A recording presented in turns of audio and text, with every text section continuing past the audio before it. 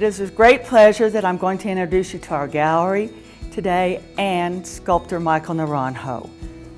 For over 20 years, we have continued the tradition, quality, and integrity that began in 1972.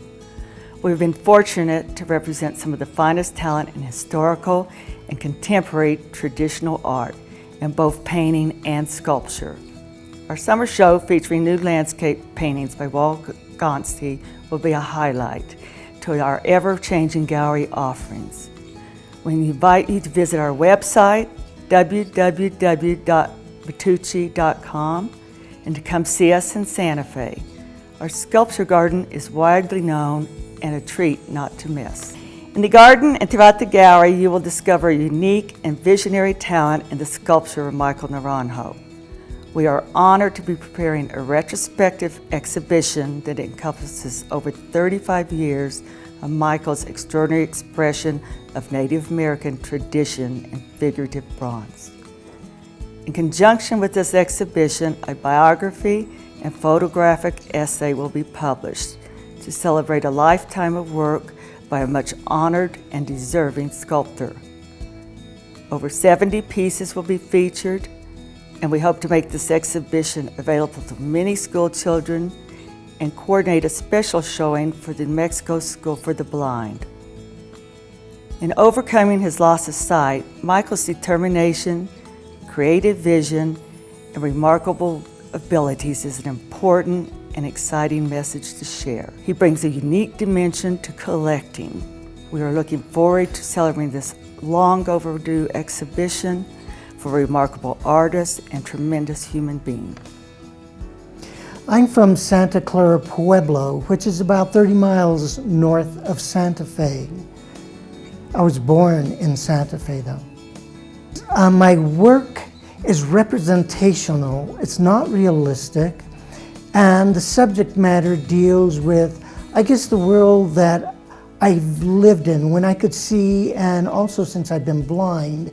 I like for it to be fluid, movement, and simple because of the fact that I can't see. I use my fingers. I can't really use tools. So the tools happen to be my thumb, my pointer finger, and my middle finger, and those are my tools. So consequently, very, very detailed pieces aren't there. I draw inspiration from life. People, listening to people talk, it's always so fascinating, especially older people who have lived a long time and know so much. Their stories are so wonderful.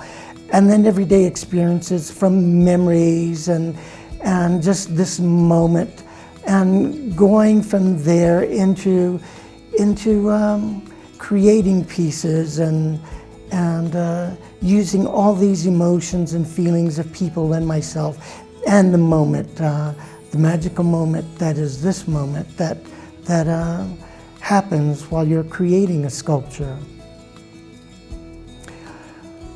The loss of sight made it challenging because using only these three fingers, and especially if I'm working on a larger piece, what I touch here on this foot and the proportions here, I have to remember how big this arm up here is, and the fingers and the arrow.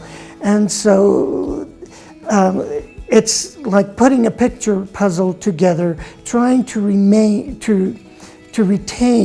all these touches that helped create the piece, tens and thousands of touches, and keeping them in my mind's eye, and especially if it's in carving stone. I've carved a few stone pieces, and with that, there's no forgiveness. Once you remove the stone, you can't replace it. But fortunately, with clay and wax, it is forgiving, so it's considerably easier to work in that material. Feedback, of course, is always nice, but the most important thing is what I feel inside and what I like and what I want to create. So often my wife will come in and she'll tell me that that piece looks finished. But she might walk into the studio an hour later and it's in 5 pieces. Now there's some little thing somewhere that I didn't like, and therefore I tore it apart and fixed it and put it back together. No one else can tell what was done, but it didn't matter. It's my work and it's how I want it to be. There was a piece that I created of a man carrying another soldier, the only piece that I ever made of a war scene, and a man came up to me and he said, standing there looking at it, I just had tears coming down. And on occasions when we've had touchable exhibits in museums and in other places,